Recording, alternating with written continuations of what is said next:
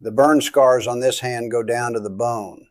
The doctors have a word for that: 4th degree. What they don't have a word for is what I saw during the 31 minutes I was dead. But I'm going to try to give you one anyway because I was told to. My name is Ray Kowalski. I was a master electrician for 26 years. I want you to hold on to that for a minute, not the name, the job.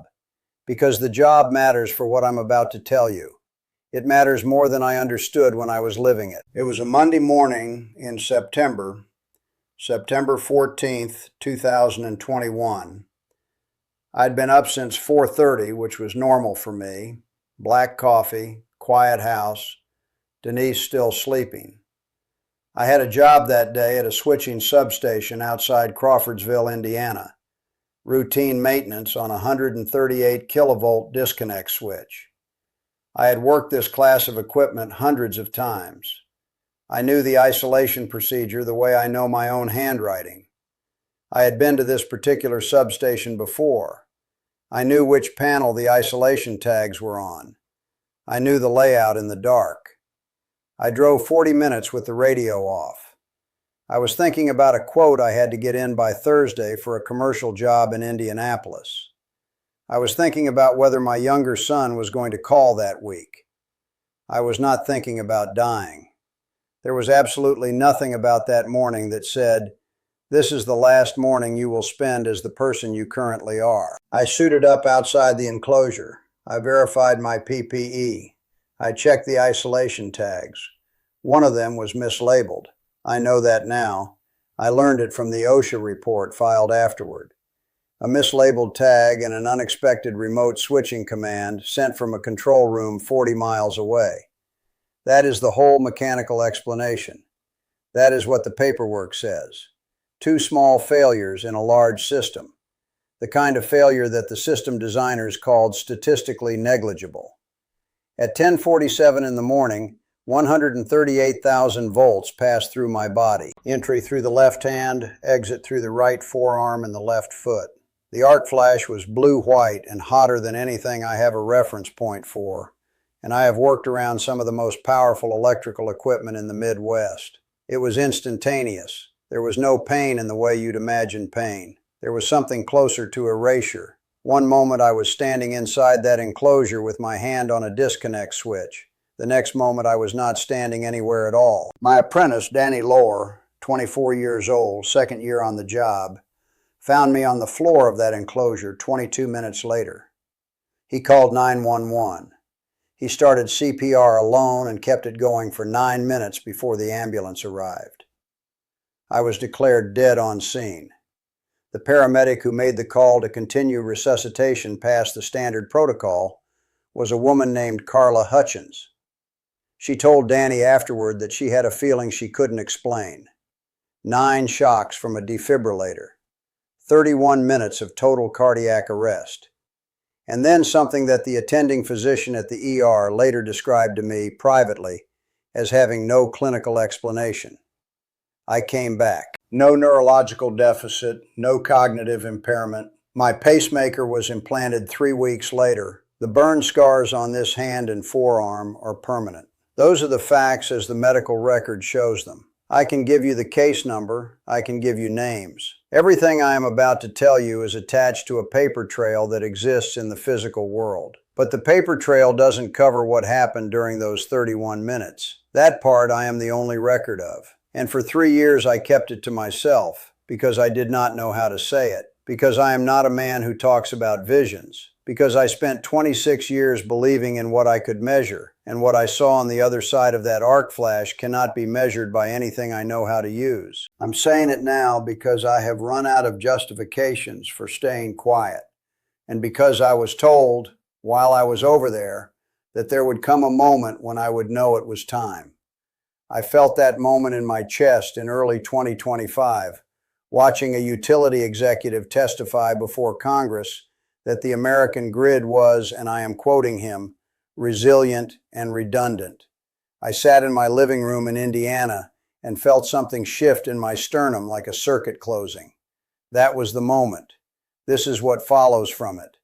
What I need to tell you about begins with my life. Not the life I thought was my life, but the life that was shown to me from the other side in what I can only describe as a review.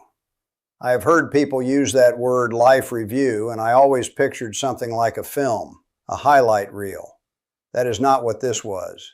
This was more like being handed a complete set of blueprints for a building you thought you understood and realizing you had only ever seen the outside walls. I was shown my career, every substation I had ever worked, every transmission line, every switching station, every transformer yard, every metering cabinet I had ever opened over 26 years of working on grid infrastructure. And I mean that with a precision I cannot fully convey. Specific job sites, specific equipment, specific mornings. A 345 kilovolt transmission corridor in western Ohio that I worked on in 2008 and hadn't thought about since. A switching yard near the Clinton Power Station that I spent 11 days in during a maintenance cycle in 2013. They were all there. Details I had consciously forgotten were present in full resolution. And here is what I understood as I was being shown this. Not thought, understood. The way you understand that a structure will hold or it won't once you've done the load calculation. I understood that this review was not random. It was not sentimental. I was not being shown my career because it was precious. I was being shown it because it was relevant. Because what I had spent 26 years touching was what I was about to be told something about. That is the thing nobody prepares you for when they talk about these experiences.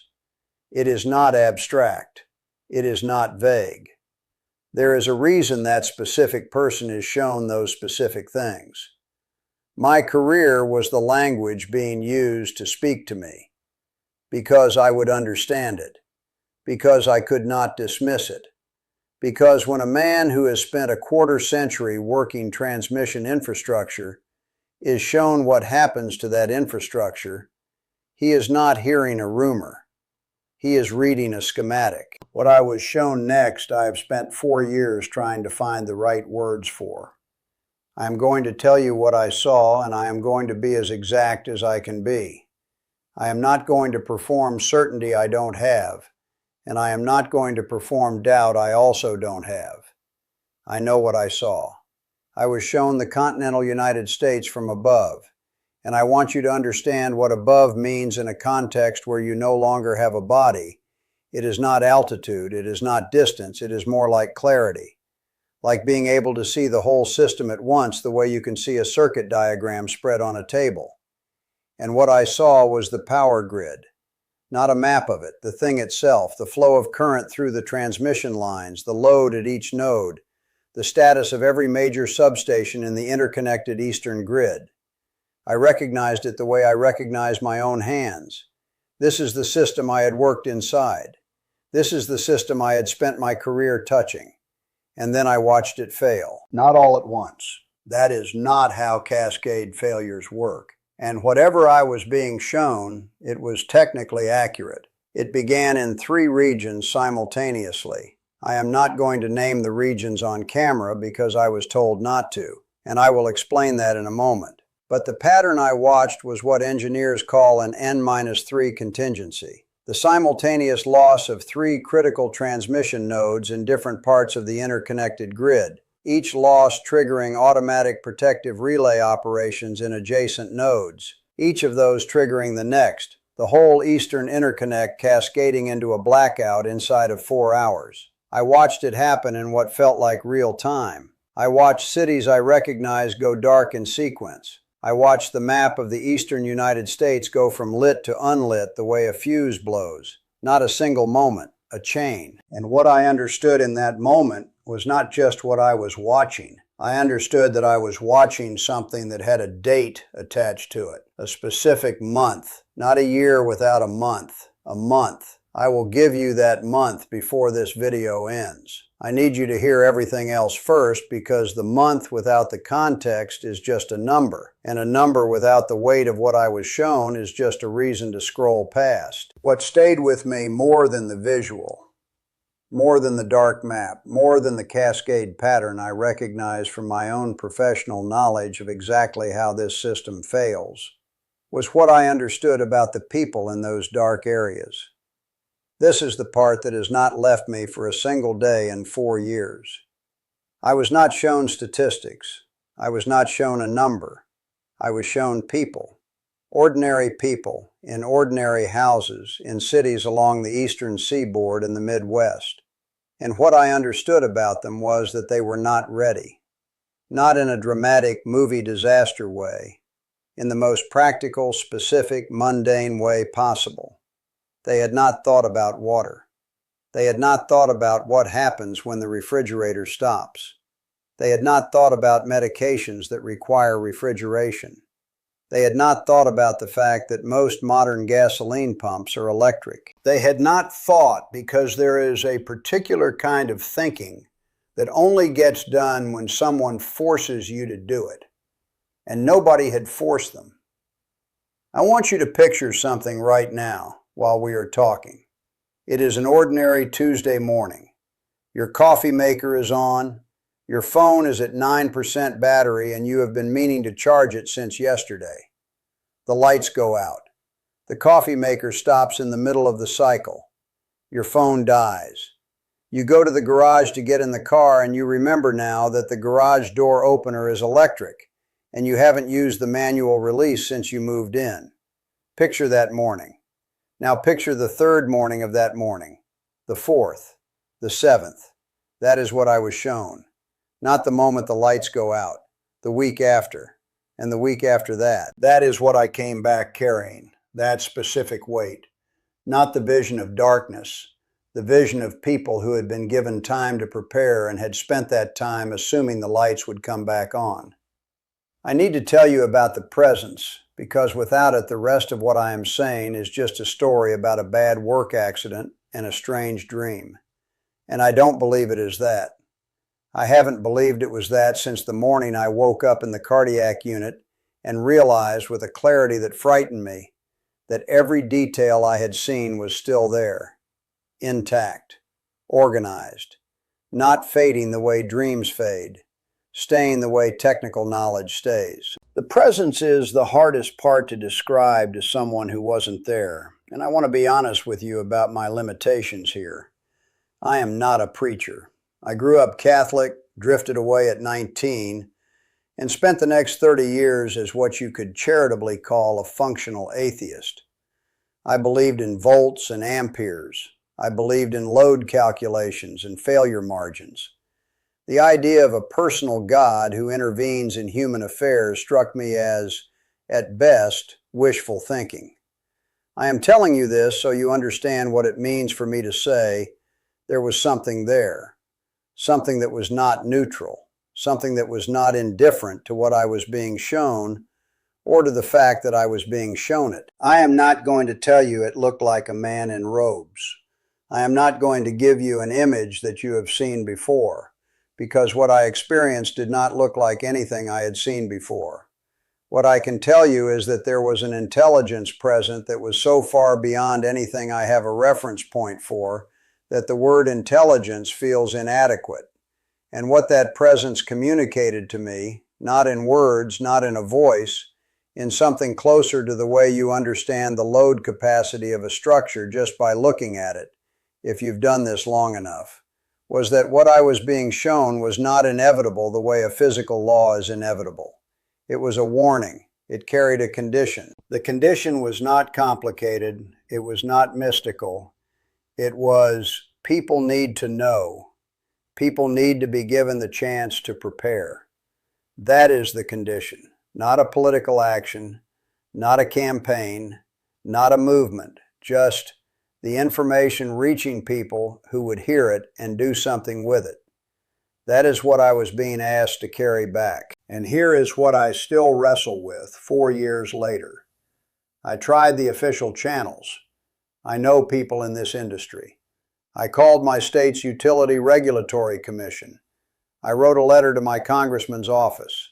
I had a phone conversation with a utility executive I had known for 15 years, a man whose technical judgment I respect, and I told him what I had seen, in technical terms, not spiritual ones. And he listened politely and told me that the grid hardening projects currently underway would address the vulnerabilities I was describing.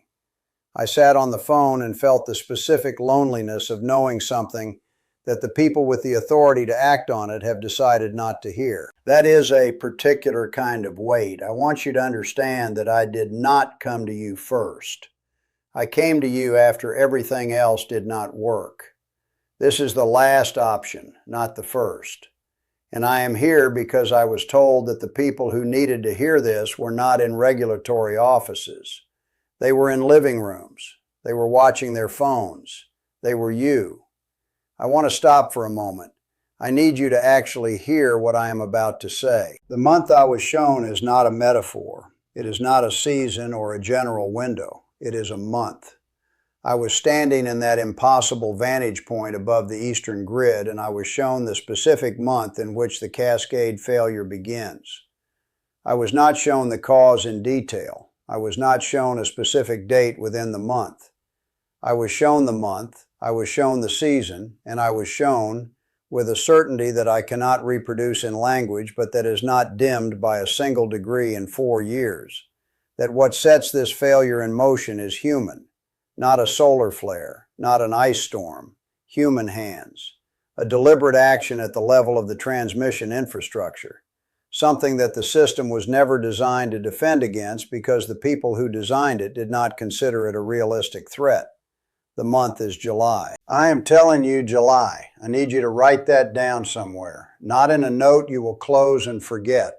Somewhere you will see it. Because I was told in that place, by that presence, with that quality of knowing that I cannot fake and cannot fully explain, that this information was meant to reach specific people. People who would hear it and do something practical with it before that month arrives. And if I am wrong, if July comes and goes and the lights stay on and I have spent 4 years carrying a vision that was nothing more than what the neurologist kept gently suggesting it might be, a trauma response, a hypoxic event, the brain doing what it does under extreme stress, then I will live with that. I have lived with worse embarrassment than being wrong about something I cannot prove. But if I am right, that is the sentence I cannot finish out loud. That is the sentence I have been finishing in my head every night for 4 years. If I am right, and I do not tell you, and July comes and you are not ready, I will have to account for that. Somewhere. In some form of accounting that I now believe exists. This is what it costs to carry this. I want to be honest with you about the cost because I think people expect that coming back from an experience like this is purely a gift. And it is a gift. I am not ungrateful. I am alive when I should not be. I have a wife who still wakes up next to me, and I do not take that for granted the way I did before. But the weight of knowing something and not being able to prove it, of having been shown something that reorganized every assumption you held about the nature of reality and the significance of your own life, and then having to come back and live inside the ordinary world with that knowledge sitting in your chest, that is not comfortable. That is not a pleasant way to spend 4 years. I sold my business. I stopped taking the big contracts. I prepared my property. I kept writing, not for anyone else, just to have it somewhere outside my own head. And I kept waiting for the moment I would know it was time to say it out loud. That moment was this. Here is what I want you to do this week. Not next month, not when you feel more ready. This week. One thing. Just one. Start with water. Figure out how many days your household can survive without running water. Not how many days the utility company says your area can sustain service interruptions. How many days you personally can sustain without water coming out of your tap. The answer for most American households is less than 3. And a grid failure of the scale I was shown does not resolve in 3 days. So that is the first thing. Water. A calculation you can do in 20 minutes. Then write it down and decide what you are going to do about the gap. That is not paranoia. That is what a professional does before a job. You do not show up to a substation without knowing the isolation procedure. You do not face a grid failure without knowing your household's basic resource position. I have spent my career preparing for failure modes in systems that were designed to never fail. The Eastern Interconnect was designed to never fail. Design intent is not destiny. I want you to hear this next part as personally as I mean it. You are watching this video right now, and I do not believe that is an accident. I was shown in those 31 minutes that this account would reach people who were supposed to hear it. Not everyone. Specific people. People who already had the feeling that something was being built toward in the world. Something large and structural and not being discussed honestly in the places where it should be discussed. People who had been watching and sensing and not quite finding the specific confirmation they needed to act. If that is you, then you were supposed to be here. And what you are supposed to do with being here is not feel afraid. What you are supposed to do is get ready. There is a difference, and the difference is everything. If this testimony reached you, if any part of it landed in a place that felt true, I want to ask you to subscribe to this channel. Not for me, because there are more accounts like mine. People who came back carrying specific things, specific warnings, specific visions that the world has not heard yet because the people who had them did not know where to put them. This channel is where those accounts live. And if you are someone who came here because you needed something specific and true, I think you are someone who needs to keep coming back. In the comments, I want to ask you one thing. Write down one concrete preparation you have been putting off. Just one. Water storage, a generator, a conversation with someone in your house about what you would do. Write it down here. Sometimes saying it out loud, even in a comment section, is the thing that moves it from intention to action. I will read every one. I came back from that substation carrying something I did not ask for and have not been able to set down. I am setting part of it down here with you because I was told to. Whatever is coming, and something is coming, I hope this reaches you in time. I believe it was meant to.